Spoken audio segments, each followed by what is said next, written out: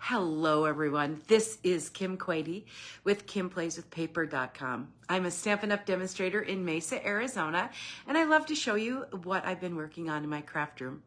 A couple weeks ago, we had a team meeting, and one of my team members graciously volunteered to bring a project, and she brought a 3D project, and it was a huge hit. I showed some pictures on my Facebook page of the gathering, and everyone says, "Oh, I love that box. I want to know how to make the box." So I have recreated the box today on my blog at KimPlaysWithPaper.com. There are some templates and instructions, and they'll go really, really well with this video. So I encourage you to watch the video a couple of times and look at the templates and then have fun making it. You'll see that the design lends itself to any color cardstock, any color designer series paper, and any embellishments for the front. So let me show you the box. First, this is, let me just, you can see it that way, kind of, I'll go around it because it might be kind of hard to see it on the desk, but right now I have cards, greeting cards in it. You could also use it to store embellishments. Got some jewels in there.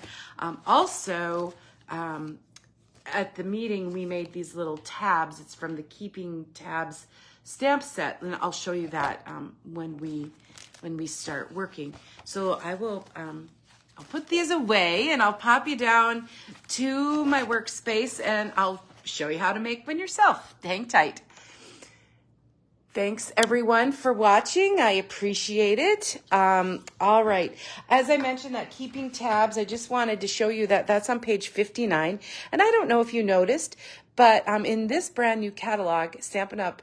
On pages 58 and 59 have given two choices. So the Labeled with Love and the Keeping Tabs, you can either choose the dies or a punch. The dies or a punch. So if you choose this, the die combo, that is an additional 10% off during the month of June. So you'll want to check that out. So again, here's our box. So just follow along. Starting out, you'll need 2 pieces of the same color cardstock. I'll have 2 pieces here, and they measure 8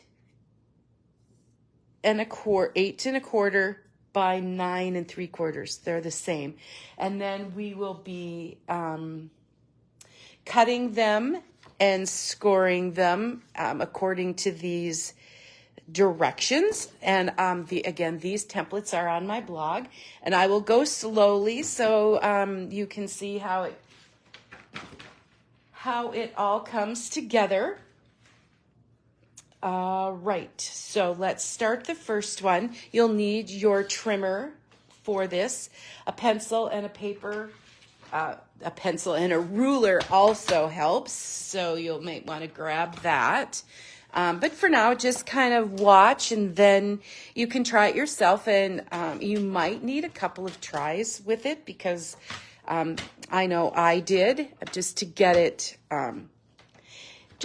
right, and a couple of calls to Gina to figure it out. But the box was so popular, I wanted everybody to be able to see that. So we're going to be scoring at 1/2 inch, 3/2 inches, 3.5 inches, and then 3 inches here. So we'll just follow along. So I will score at 1/2, and that's on the longest side. And then I'll slide my paper in and move it to 3.5. And then I'm going to take my paper out, turn it around, and score at 3. All right, so that's the first sheet. I'm going to work at 1 sheet at a time. That's how it worked best for me, so I could keep track of exactly what it was that I needed to do. And then I did give it a little burnish so I could at least see where the lines were, because we need to do a little cutting. All right, then I need to measure down from this top 2 1/4 inches. So I'm just going to put with my pencil a little tick mark here. All right, so I'm looking for my scissor. We need to trim off this piece at the bottom.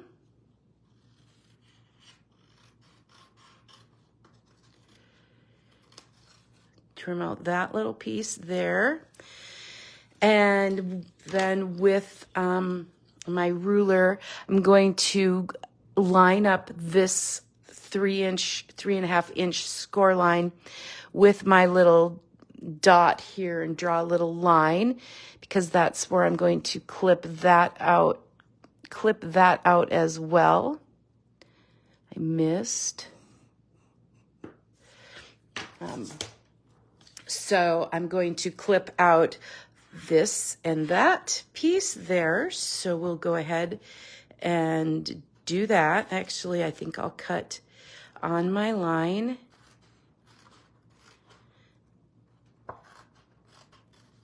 And then trim across. Am I down there? Okay. All right, so our first piece is done. And so let's set that aside. That's that template. It will show you that you cut here and then you cut that out, and that's what that looks like when you're finished. Okay, let me set that behind me. Then the next sheet, again, the measure's the same, 9 3/4 by 8 1/4. And so we'll do some scoring with that one as well. It's going to be the same. We're going to score at 1/2 and then at 3.5. And then we're going to take the paper out and turn it around, and we're going to score it. I bet that I'm sorry, that was 3 inches. The other one was 3 inches, not 3.5. Did I do 3.5? Let me see. No, it was 3. So it's 3 inches. I'm so sorry. And then I'm going to slide it over, and I'm going to score at 6 inches, but only up to this score line here, and just up to there. All right. So just to recap, 1/2, 3.5, 3, and 6, just up to that score line. The templates are correct. I misspoke. I'm sorry if I made any confusion. If you have trouble, please give me a shout. So on this one, it's going to be almost the same, but I'm going to draw a line from this score line to that score line, and that's where I'm going to clip that out. So my template shows me that I need to cut out this little piece and that little piece.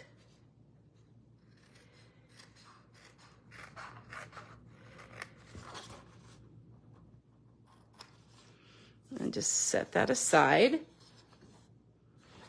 And then I'm going to cut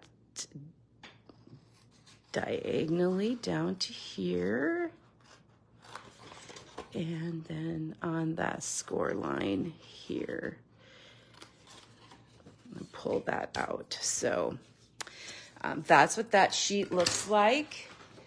There's the template. Again, that's on my blog at kimplayswithpaper.com. Taken that out. So now we have our two sheets, and you're going to lay them on your workspace as such. And then this is what that looks like. We're starting to put it together. I am going to put some tear and tape on this little tab right here. I am using tear and tape for this. And I'm going to start putting my box together. I like to get my bone folder to burnish it just a little bit and then use my pick tool to pull that off. And then I want to line up the top of my box.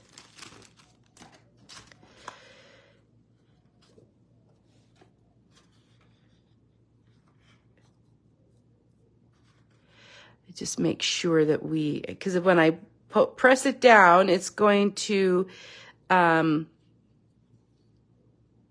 adhere to that. So we have that all put together as such.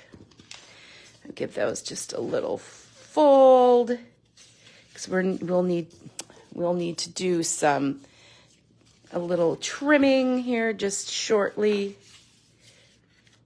All right. All right. Now I want to just do a little, my paper's sliding all over, a little mitering. I'm going to trim up here just a little bit. So this is going to be the bottom of my box, so it folds in. So I'll just miter, take a little slip off so it folds in easier. And then I'm going to do the same on this end here. Give it a little trim up here. And then I'm going to add some tear and tape.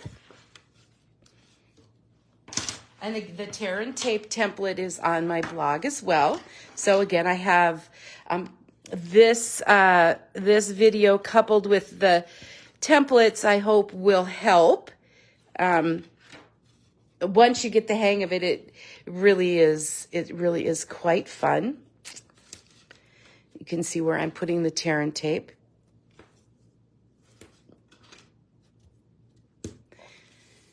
And then we'll have tear and tape on the other side as well.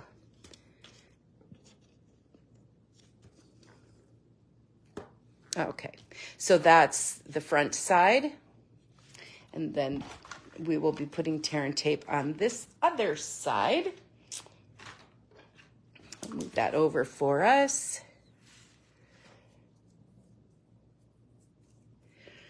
Some tear and tape here.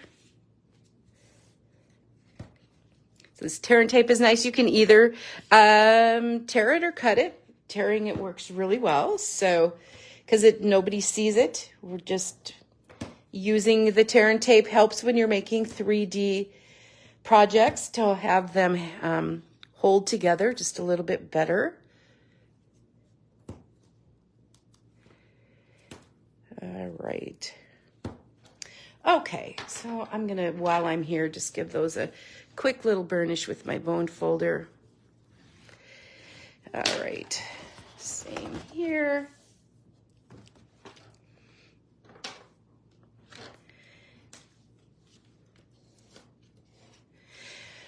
And I'll pull those off. This is where we'll start putting the box together.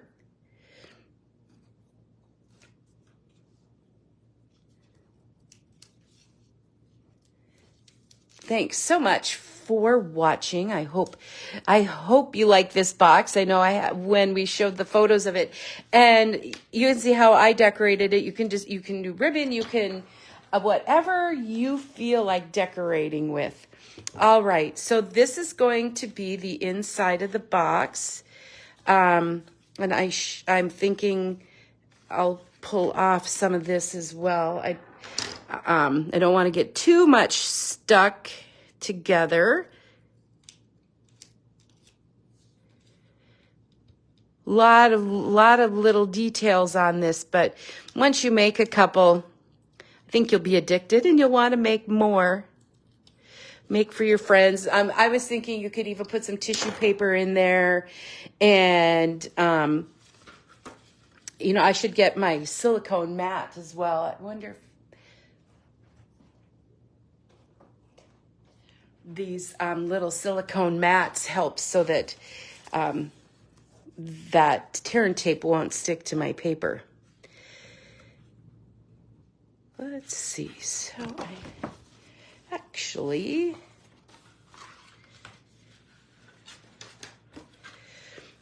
am going to fold in this way. So I turned it over. This is the bottom of my box.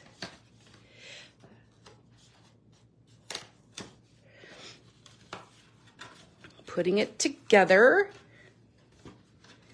folding it in. All right. I want to measure that together.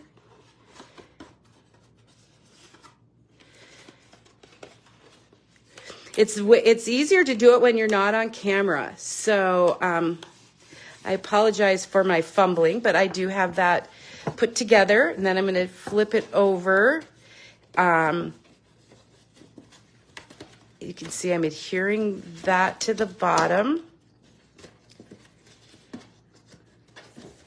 I'll give it a little press inside here.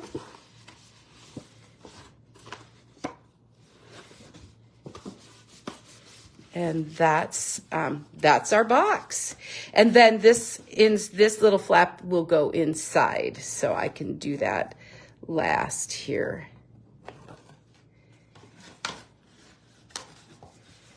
So I have created the box. You can see all the way around. And then I'm going to do some decorating with that. I've chosen the in colors. So I have some in color cardstock. This is the Pretty in Pink. And this Pretty in Pink piece measures 6 by 5. And then I have a piece of the Shy Shamrock. That's the color I used for the base. And that measures 5 3/4 by 4 3/4. So I will attach that.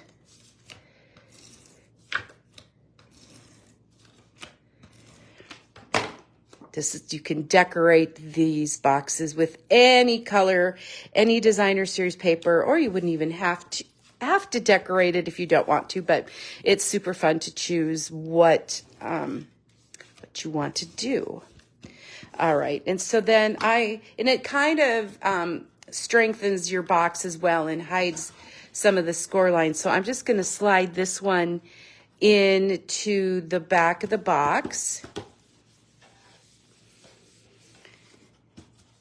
Just like so, and then I'll have a one for the front of the box, and that measures 6 by 2 3/4. And then the designer series paper is 5 3/4 by 2 1/2. And this designer series paper is part of the In Colors 6 by 6 designer series paper pack. So you get all 5 of the In Colors in various designs. So it's kind of fun to choose which side you want for that. And then I'll put that on the front of my box.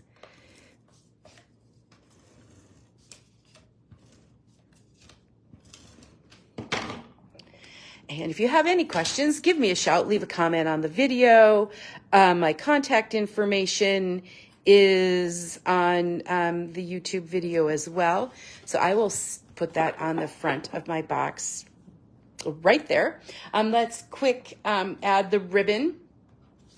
So I do have the Summer Splash 3/8 inch bordered ribbon. And I'm going to want to wrap it around and, excuse me, tie a bow with that. The ribbon also comes in all of the in colors. So gorgeous. It's fun and easy to work with. I probably didn't give myself enough to tie a bow, but we'll give it a shot. And then I will decorate it with pieces from the Country Birdhouse bundle. And again, even just the ribbon is fun and gorgeous. Like, I've thought about getting some matching tissue paper, and so you can use it for cards, card dividers, like I showed you with the keeping tabs. So let's move that over to right about here. And then I'll show you the Country Birdhouse. So these are the die cuts from the Country Birdhouse. And I've cut the Shy Shamrock piece, another piece that's pretty in pink. These are all with the dies, and this bundle too, through the month of June 2024. They're available, the stamp set and the dies together. The bundle is an additional 10% off. So these are super fun to play with.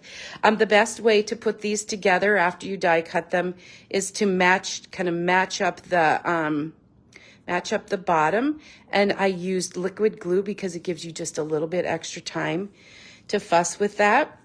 And then I have a little bottom piece for the perch. You can either use the glue or any adhesive that you want. It's fun to create a birdhouse using any of the elements that you wish.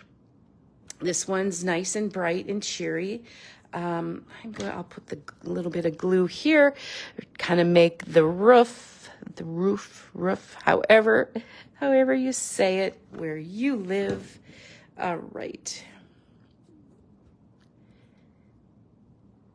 Add that little piece there. Then I have another little white piece. These are all die cuts. Super fun. I've already stamped my bird, so